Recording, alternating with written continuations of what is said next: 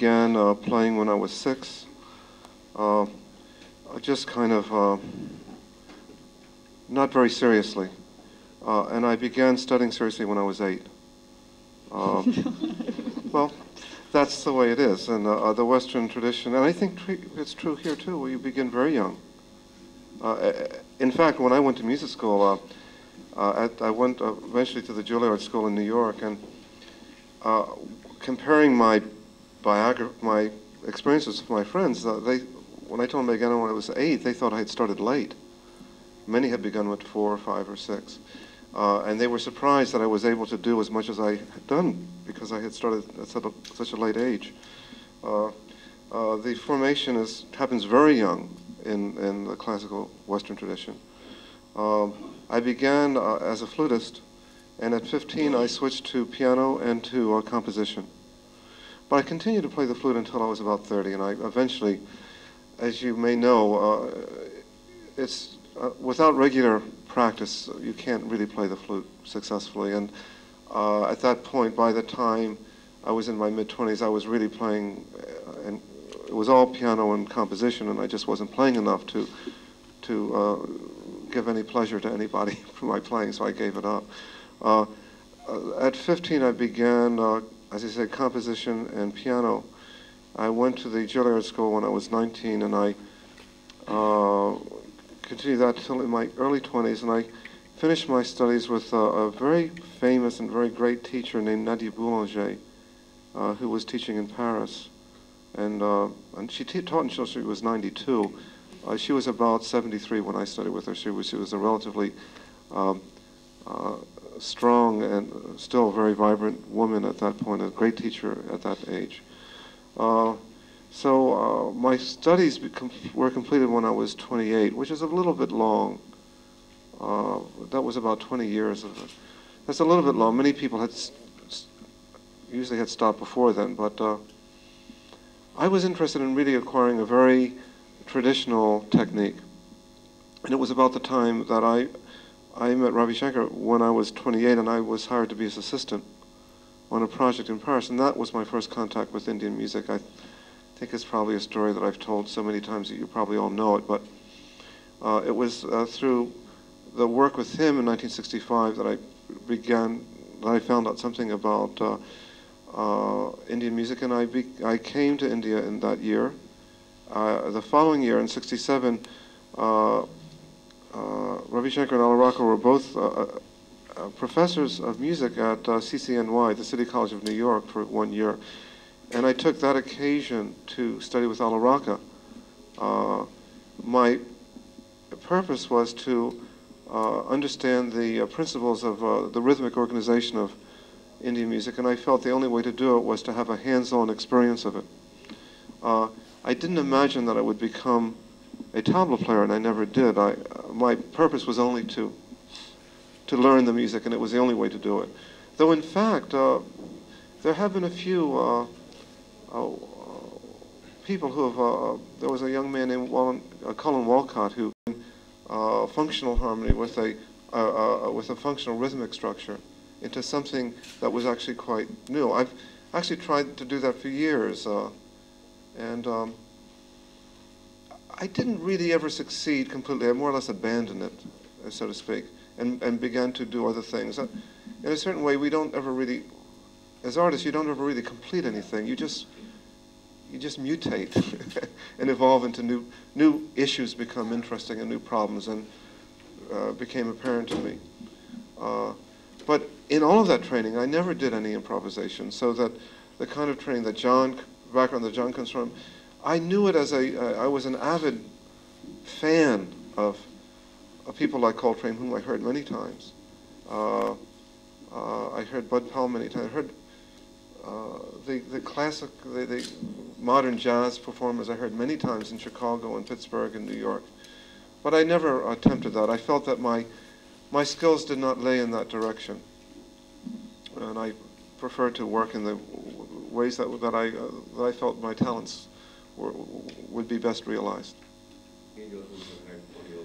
Well, John was he was a profound influence on almost every composer who came after him.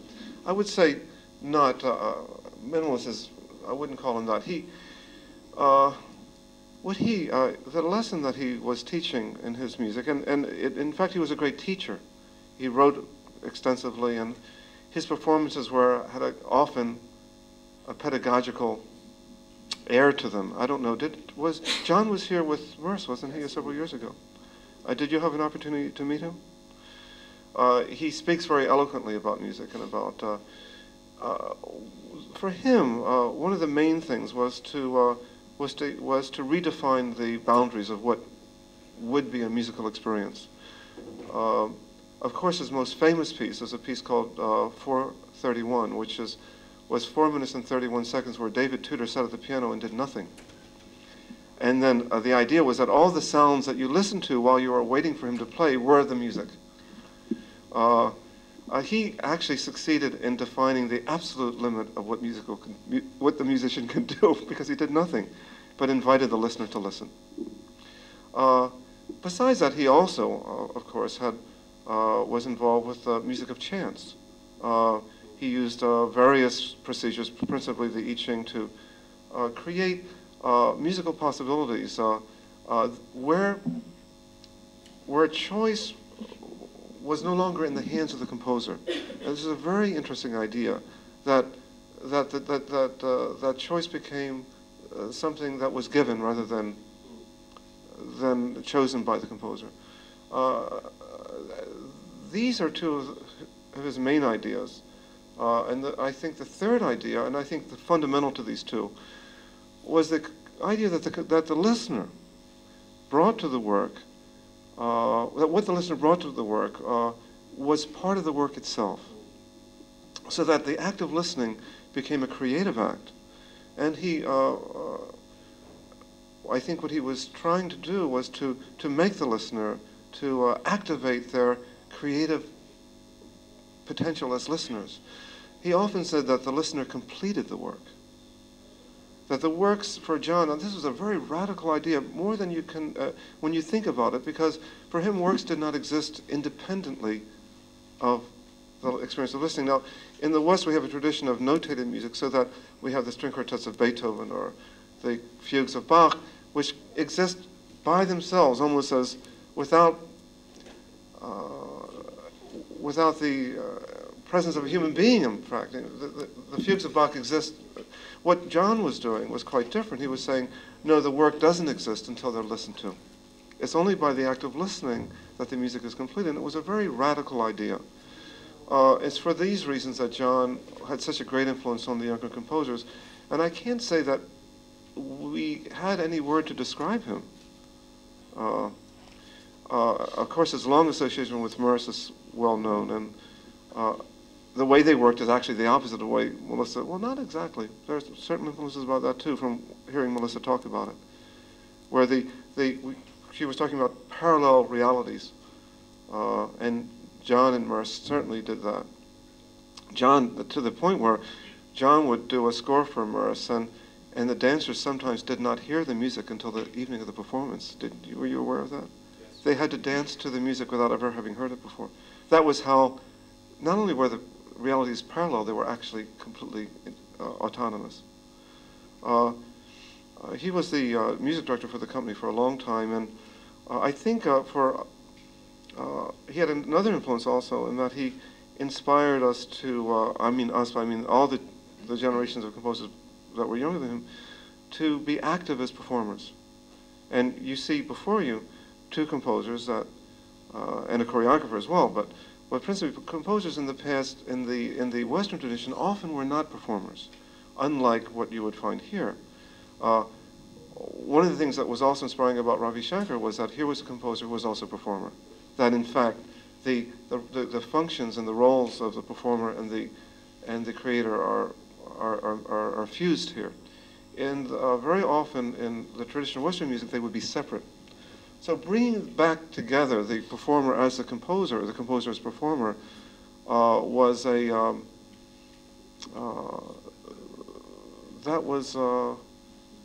area that John took the lead in, and had a great influence on the younger composers. And that's principally one of the reasons why we're in fact, here today. I can truly say that without John, we would not be meeting today. And I think many,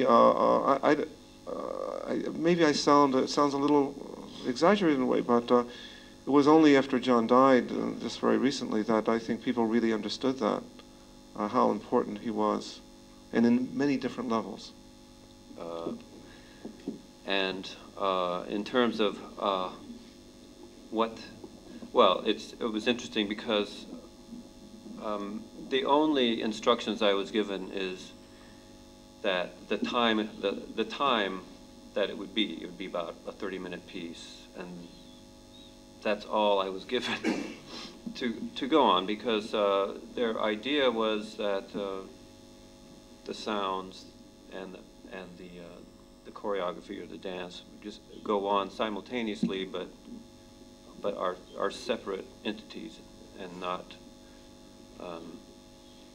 connected in any formal or conscious way. Sometimes there are accidents that happen. But the death of John Cage was a very profound loss for all of us, I think, and that it did make us reassess and to think about his work. And it was funny because I was visiting with a friend just before his death, and John Cage was on my mind, and we started a very long discussion about the ramifications of his work, and that in some ways we concluded that he's probably I think he has the goods. in other words, he almost anything that you listen to can be construed almost as a Cage piece, and because that was the kind of philosophical approach to listening that he was trying to convey. In Australia, but the other pieces that I've made of Philip's music are of music that is already existing. And so the way that I use the score is that rather than being influenced by the structure of the music, I might be influenced in a way of what I would call the underlying emotion of the music. That, of course, is very personal and very imagistic for a choreographer to work within. Very different from the concept of what we're talking about with Cage and Cunningham, where the dancers may not hear the music until the actual reality of the work being performed. That not only was there then no influence in terms of a structure from the music coming onto the dance, but there's no imagistic influence or psychological influence of a sound perhaps making the body respond in a particular way. So I would say that the tie-in that I use with Philip's music is a tie into what I feel underlies the structure. What I respond to psychologically as perhaps not necessarily impetus, but response. That then I use in a way that I abstract, so that it's not in any way illustrating a feeling about the music so much as it is taking a feeling from the music and abstracting it so that it's apparent in some moments and completely unapparent in others. So it's a different way of using music, somewhat in between what a Cage-Cunningham relationship would be and what would be a more classical orientation of dance with music, which is not only structural pairing but also philosophical pairing. So it's somewhere in between, in a way taking from both camps, but also in a way really being its own entity. A complicated question because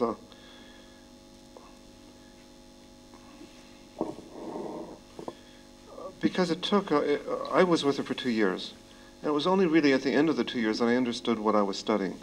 And I had gone to study with her when I was already 25. So my background in music had been fairly complete. When I went to study with her at 25 or 26, I forget, she decided that I should begin from the beginning again. And basically what I did for 2 years was I reviewed the entire theoretical foundation of Western music. But not just in a theoretical way, I had to actually write my way through the history of counterpoint and harmony. That meant 5 or 6 hours of writing every day. I wasn't really sure at the outset why I was doing it, to tell you the truth. And it was only at the end of the time that I realized that, and it was through a complicated interaction that we had over a particular piece of music, that I came to realize that she was teaching me something about the relationship between technique and style, which is these are two words which we think we know what they are, but what their relationship is, it maybe is not always so clear. What she was teaching was that what was important was that there are many ways of resolving a musical problem. A musical situation can be resolved many ways. But that when a composer picks a way to do it, the way he chooses to resolve the problem becomes his personal style. For example, in the tradition of Western music, the personality of the composer can be revealed very quickly within a few measures. You can tell Rachmaninoff from Bach, from Sibelius. It's very easy. With any experience, in a few minutes you can tell immediately who the composer is. And the reason we can do that is that because within with all the possible technical abilities that they have, they always will choose one kind of solution. And those solutions, when you add them all together, actually become the style of the composer. So that, to put it even more simply, what she was saying is that a personal style is not possible without a technical basis. Or to put it another way, that personal style grows out of technique. So this is a very difficult proposition for students to learn. It's the one thing we don't want to hear. What we want to do is we want to develop a personal style without having to learn all the technique of why do we have to do this? Why do we have to learn the counterpoint? Why the harmony? Why do we study Bach? Why do we do all of that? Why can't I just be who I want to be? And what Boulanger taught you was that you can be who you want to be, but only after you have the technique to express it. And that without that, it's simply would be inarticulate. It would be if someone decided that they were going to become a dancer and they had never done any exercise and movement, and it would be evident when you saw it that they weren't able to do it. Sonia, I would say this idea of technique and style, I'm giving you a very specific answer, but your question was very specific. I thought you were entitled to a specific answer to make of it what you will. This was what I really came away with. And, if you came in with any mistakes in your music, you were simply thrown out of the house. You were not allowed to have mistakes. So this only happened maybe once or twice, and you checked everything and rechecked it. You never would dare to bring any work to her house that wasn't in perfect order.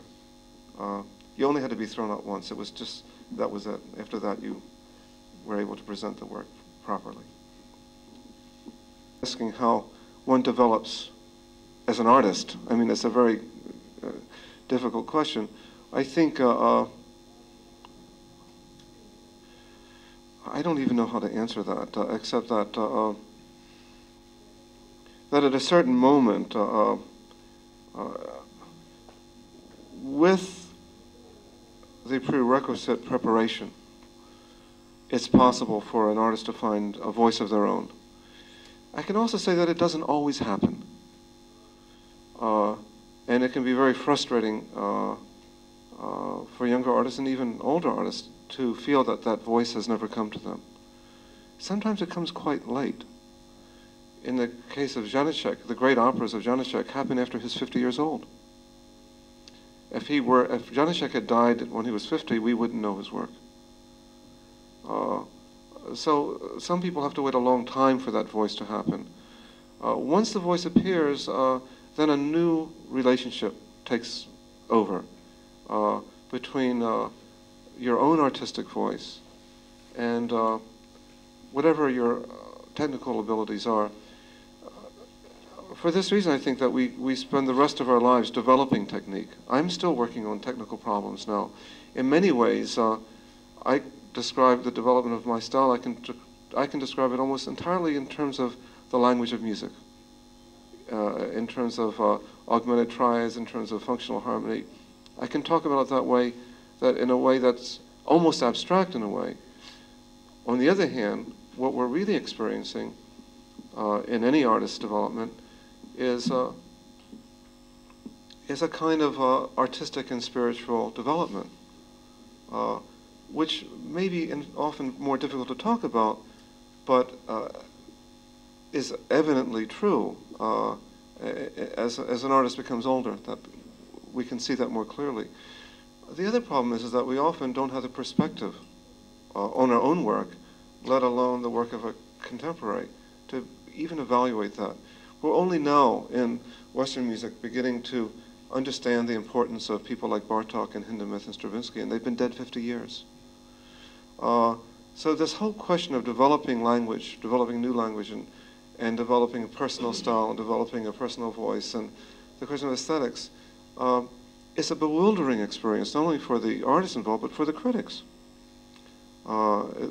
We can look at the past and see how it's worked in the past, but it's only with great difficulty that we even get a glimpse of how it's happening right before our eyes. And in fact, it's happening all the time. We see, I recently went to see a show of Matisse, the great French painter, a retrospective in New York, and he's been dead about, 40 years now, maybe? I don't know. No, not so long. Maybe only 20 or 30 years. And all his work was before us, and we're now just starting to see that work now. So it's a complicated subject, but I think it depends on this curious and most interesting development of personal language, of personal growth in a spiritual and musical way, an artistic way, and all the influences of the contemporary world that we're part of, that can't be left outside of that equation.